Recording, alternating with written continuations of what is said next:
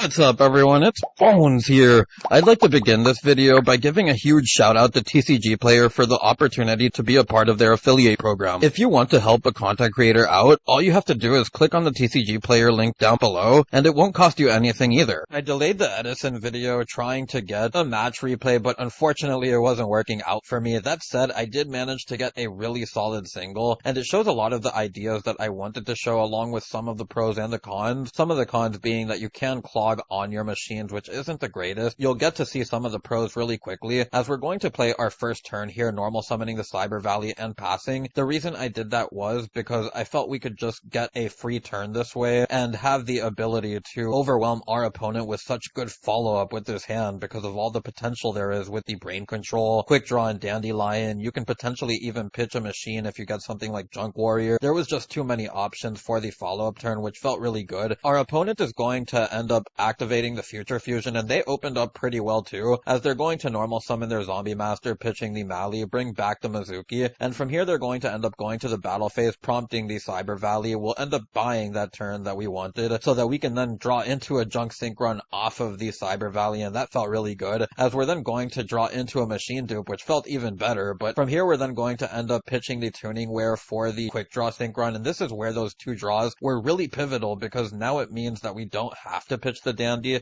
just because we have Junk Sync Run, and then we can Machine Dupe, and it just changes the entire outlook of this hand, as we're going to be able to get bodies along with draws. So just a win-win situation all around, as we're going to end up going into our Drill Warrior. We can then use the effect of the Tuning Wear to get that draw, activate the Brain Control, steal our opponent's Zombie Master. The reason I stole the Zombie Master instead of the Mizuki was I felt like if I was able to get into a way that could get rid of the Mizuki without having to get it to the graveyard, then I would be able to benefit off that even more, and I end up getting exactly what I wanted, as I'm going to go into the Stardust Dragon, and the Tuning Wear is going to end up getting me into a Chaos Sorcerer. So we banish a light and a dark for our Chaos Sorcerer. We'll then be able to banish the Mizuki, and then we can go to the battle phase where we'll attack with the Drill Warrior along with the Stardust. So we do have to keep the Tuning Wear on board, which isn't the greatest, but at the same time it's still a line of defense, which is still pretty nice, as we can banish the Drill Warrior, end up getting more follow-up with it during our next turn. Our opponent is going to activate the Foolish, sending the Plague Spreader. They'll then be able to normal summon the Goblin Zombie. They're going to use the effect of the Plague Spreader, put back the Gilman so that the Diva can bring it out later, as they're then going to go into the Goyo Guardian. They're going to get the Search, shuffling back the Gilman in deck, which is nice as well, getting themselves the Spirit Reaper,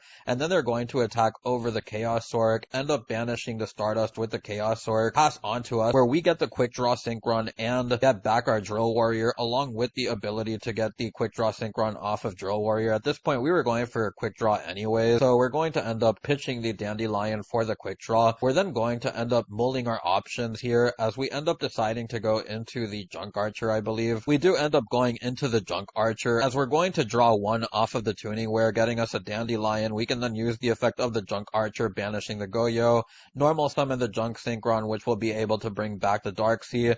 We can then Synchro 5 into Catastor or Magical Android. It doesn't really matter because we have game at this point, and we're going to end up attacking with the Junk Archer, then send the Chaos Sorc to our graveyard, as we're going to attack with the Catastor and the Drill Warrior to damage our opponent for lethal. Onto the deck profile, we are playing a bunch of machines here, 9 copies of level 1s, but we do have a really cool side deck option that I decided to throw in here, which was the 3 Raikou and the 1 Charge of the Light Brigade, so that game 2s, if you're going first, you can alternate between the Cyber Valley and the Raikous, and when you use stuff like the Raikou, it also synergizes with all the mill cards that we play here. As you see, I am on the Armageddon Knight. The reason being is that I wanted a different option for Rhoda than Junk Synchron. Armageddon Knight is a 1-card Brio, and having the ability to either 1-card Brio or get into your Goyo Guardian or whatever you have to do, as long as you have the ability, a level 6, with all you need in hand being the Armageddon Knight and another card that you can put back for the Plague Spreader, also being able to get you the Necro Gardener, this felt really good in my opinion. Now, outside of the Heavy Storm, the Pot of Avarice, the Mystical Space Typhoon, and the Machine Dupe, which even the Machine Dupe are still like extra copies of monsters, monsters. The Foolish, the Rhoda, the 1-for-1, the Brain Control, they're all ways to get into extra monsters. So this really is like a monster mashy type build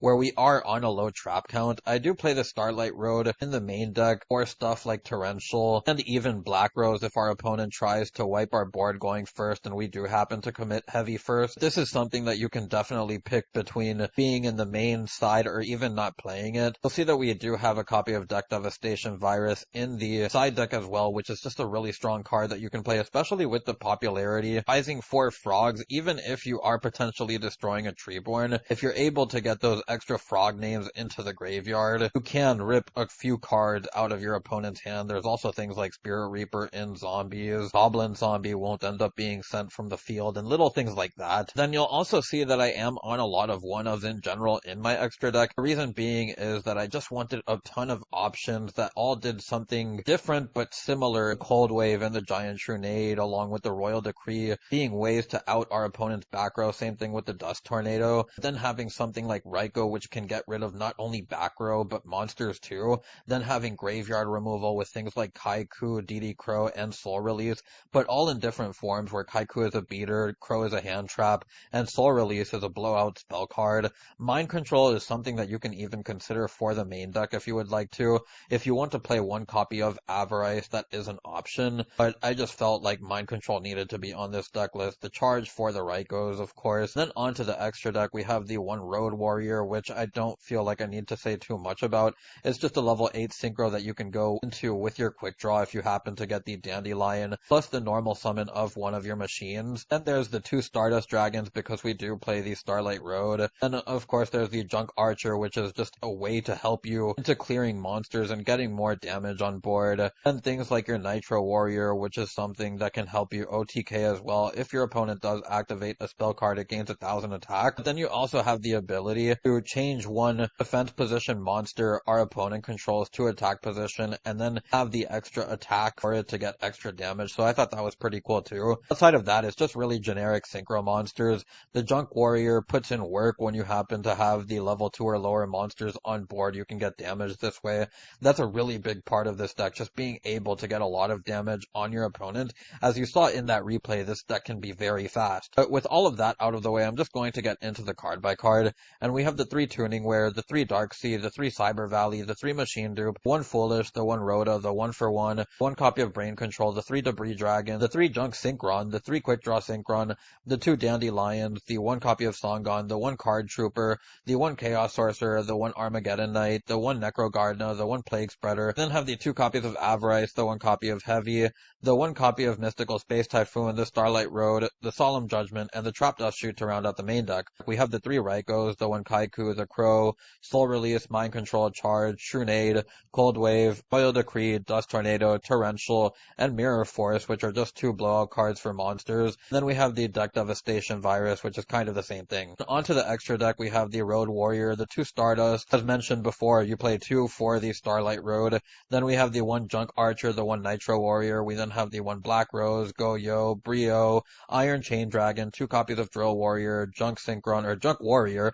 We then have the 1 copy of Magical Android, the 1 Catastor, and the 1 Armory Arm, which is also a really important card in this deck because when you revive one of your level 1s off of Junk Synchron, that's a level 4 synchro right there. Thing like your Drill Warrior into a 3400 beater, so that's very important to note. So for everyone who's made it this far, I'd like to thank you for watching and for the 700 plus subscribers. I truly appreciate your support, and now that we've monetized the channel, giving us access to supers and memberships, means that more awesome stuff is on the horizon. Get the channel membership, just click on the description below, and there will be a link that takes you there. You'll also notice a free Discord link that I've made for us too. If you want to support me as a content creator, even if you can't donate supers or get a membership for the channel, clicking on those thumbs up and subscribe buttons help a lot too. I was wondering, I do plan on making updates to the channel as the support on the channel grows. Anyways, I hope to see you on the next one. It's Bones.